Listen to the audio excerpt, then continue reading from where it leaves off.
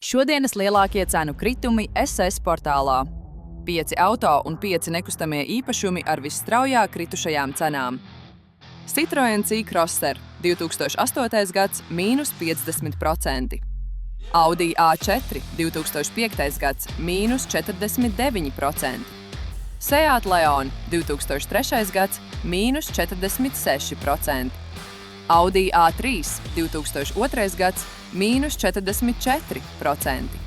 Suzuki Jimny 2005. gads – mīnus 43%.